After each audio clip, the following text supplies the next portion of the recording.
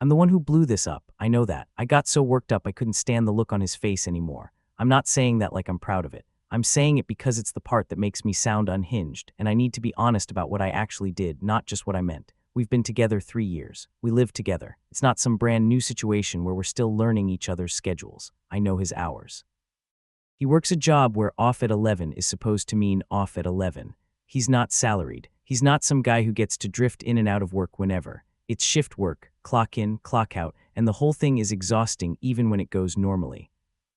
He gets home smelling like grease in that industrial soap, and he usually showers right away because he hates sitting on the couch like that. I know all of this. This is our routine. Also, I'm not the chill girlfriend. I've never been. I try sometimes, but it's like my body doesn't cooperate. I hate that about myself. I also, if I'm being honest, use it like a weapon when I'm cornered. Like if I go big enough, nobody can ignore me. There have been other fights, not the ring thing, not like that.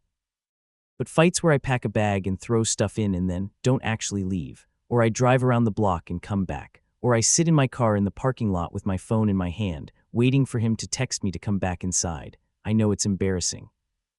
It's like I'm staging my own dramatic exit for an audience of one. He knows I do that. He hates it. He said more than once, you don't get to threaten the whole relationship every time you're mad. Which, yeah, fair. The thing is, he isn't a big talker. He's not a sit down and tell me how you're feeling person. If he's tired, he goes quiet. If he's stressed, he goes quiet. If he's annoyed, he goes quiet. And the quiet makes me spiral. I start filling it in with stuff. He's hiding something. He doesn't care. He thinks I'm stupid. He's choosing not to tell me because he wants me to sit here and worry. It turns into this whole thing in my head, and then when he finally speaks, it's like too late. I'm already angry about the version I created. And I've tried to explain that to him in calmer moments, not in therapy language or anything, just like, please don't leave me guessing. He'll say he gets it, he'll say he'll text, and then 2 weeks later it happens again, and I feel stupid for believing him. So tonight, he was supposed to be home around 11:30-ish. Sometimes he stops for gas or picks up something from the grocery store and doesn't tell me, which also drives me insane because I'm not his mom. I'm not tracking him, I just want basic courtesy, like a text, running late, anything. At 11:45 I texted him, just a normal "are you okay?" No response. At 12:20 I called. It rang out. At 12:45 I called again. He picked up and it was loud in the background, and he sounded irritated, like I had interrupted something. He said something like, I'm finishing up, and I went, finishing up what? And he said, work, like that should have been obvious. I asked why he didn't tell me he was staying late, and he did that sigh thing he does, the long one that makes me feel like I'm 8 years old asking too many questions. He said he'd be home soon. When he finally got home, it was 2 a.m. in the morning, and I know there are people who will read that and go, okay, he was working. But it's not just that he was working, it's that he didn't tell me, he didn't answer. And when he finally did, he acted like I was the annoying part of his night. He came in quietly, like he was trying not to wake me, but I wasn't asleep. I had been flipping between my phone and the TV, not actually watching anything. He looked at me and you could see it in his face. He was already bracing, like, here we go. He asked why I was up. I said, because you weren't home.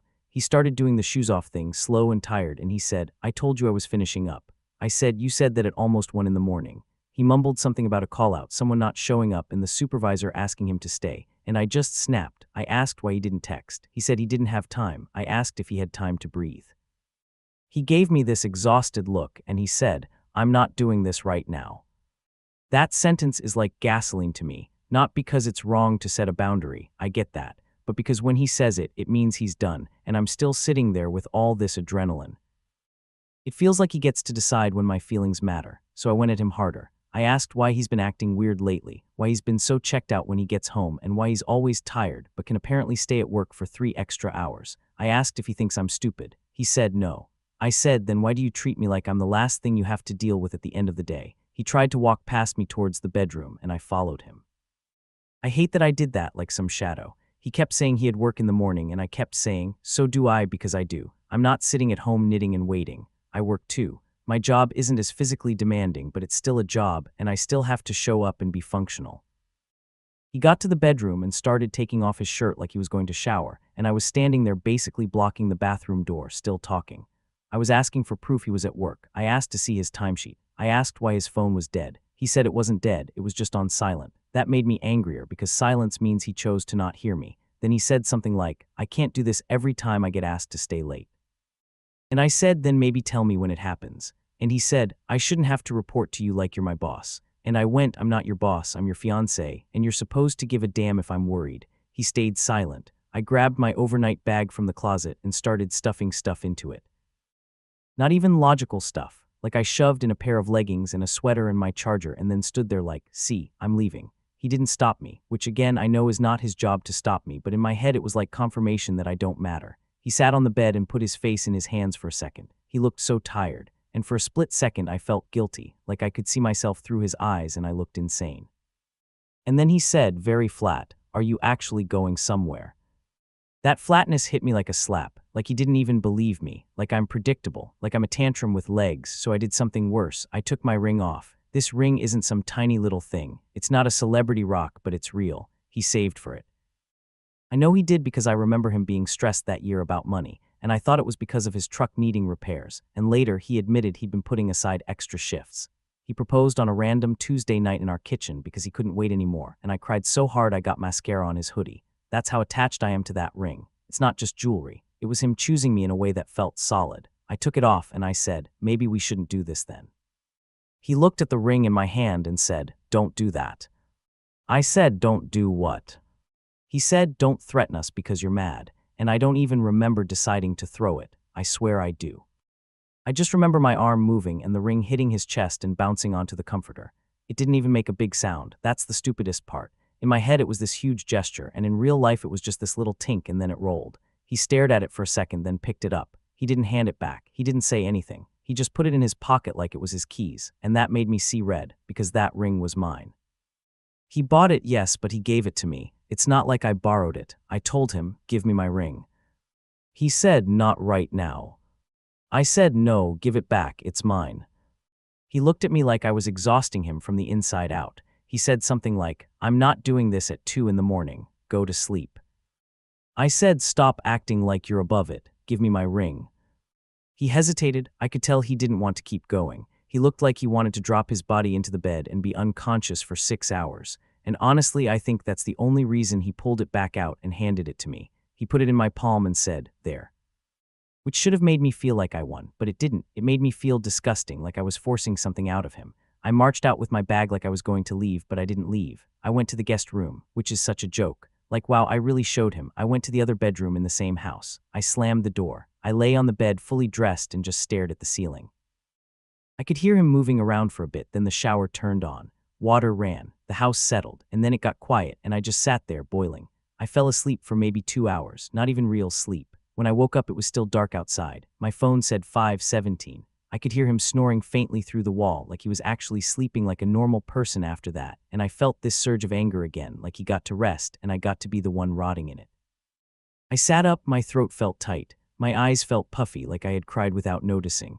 I looked at the ring on the nightstand where I'd set it down. I picked it up. And then I stood up, grabbed my keys, and walked out of the guest room as quietly as I could, because I didn't want him to wake up and try to talk to me.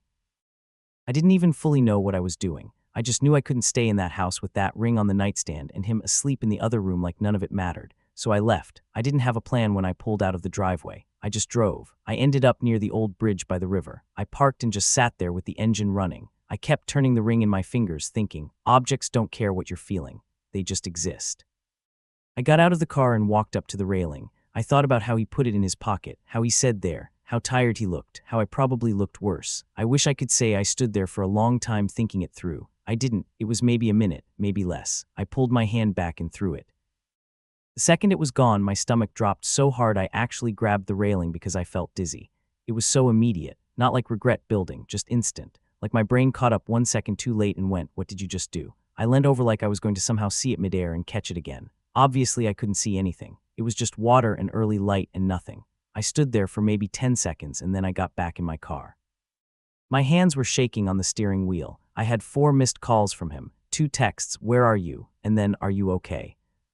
Not what's wrong with you, not are you done, just that. I didn't answer. I started driving again because I couldn't sit there knowing what I'd just done. I drove aimlessly for a while, then pulled into a gas station and just sat there parked by the air pump like an idiot.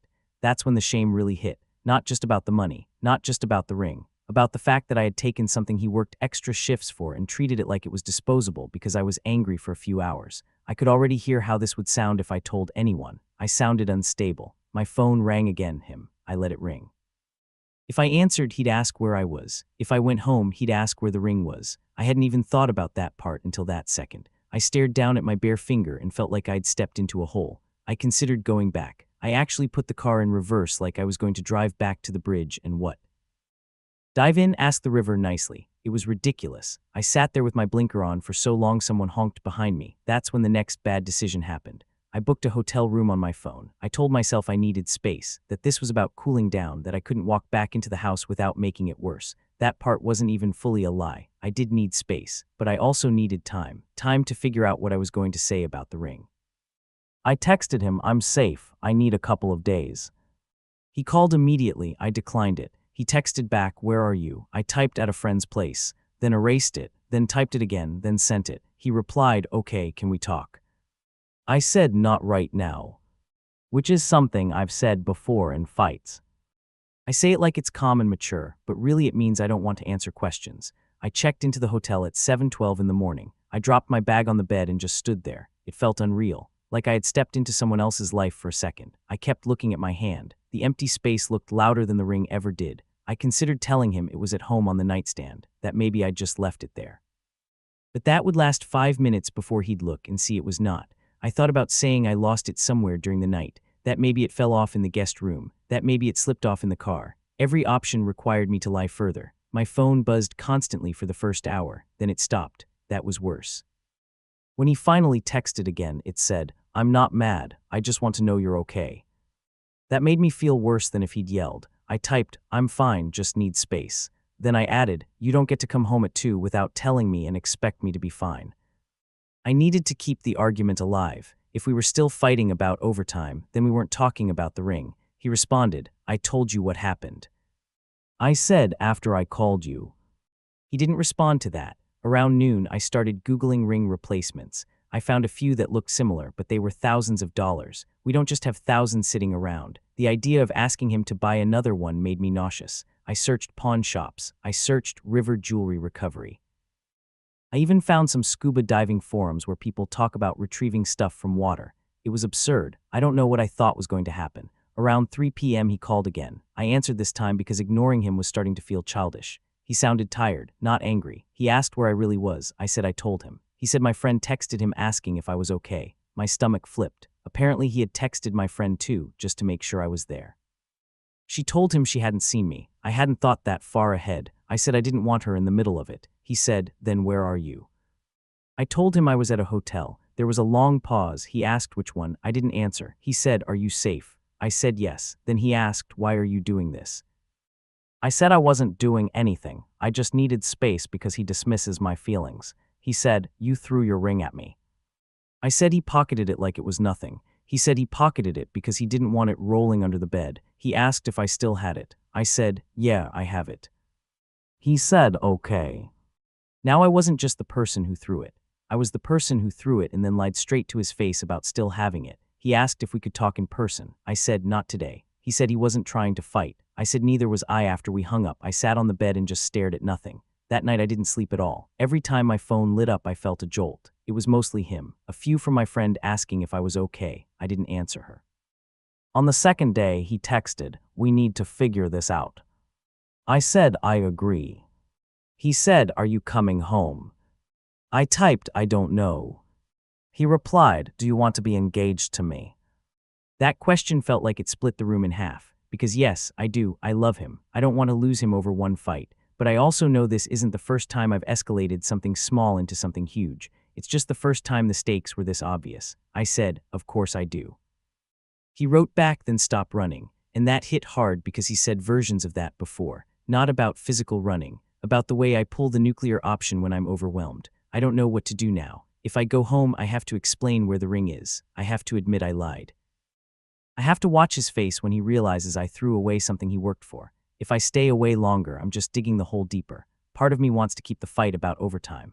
To say this whole thing is about respect and communication and how he makes me feel small. But another part of me knows that right now the bigger issue is that I reacted like a child and then tried to cover it up instead of owning it. He hasn't called me names. He hasn't told me it's over. He keeps asking if I'm coming home. I don't know if he's being patient or if he's just waiting to see how far I'll take this.